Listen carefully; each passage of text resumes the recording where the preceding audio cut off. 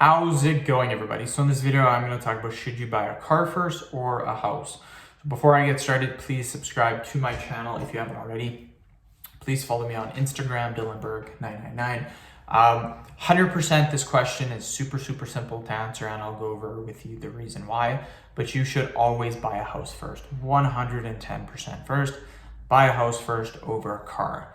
I have done extremely well financially by making a few simple decisions, and a lot of my friends, a lot of people I went to school with, made the opposite decisions and they're not doing very well. So what I did when I was 19 is I bought a house with my brother. Very smart investment. I know people my age, even a little bit older, 19, 20, 21, 22 at the time, that spent $60,000 on a new vehicle.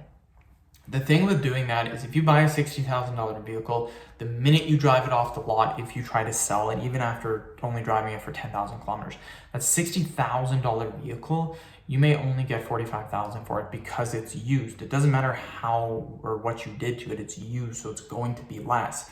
As the years go by, it depreciates more and more. Nobody's gonna pay $60,000 for a 5-year-old vehicle.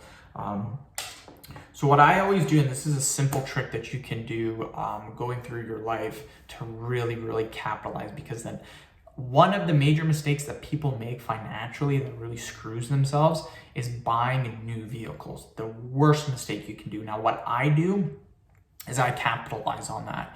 What I always do is I buy vehicles 5 to 10 years old.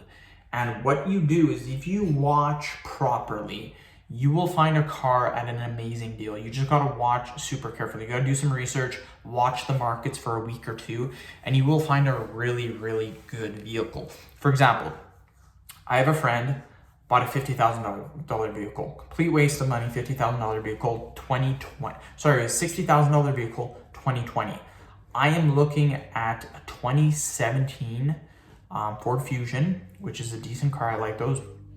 40,000 kilometers, 15,000. What I do for vehicles is the minute it reaches 200,000 kilometers, I sell it.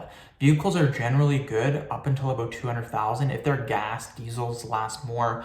But what happens is once they hit over 200,000, I found that's when they start breaking, and that's when they really cost you money.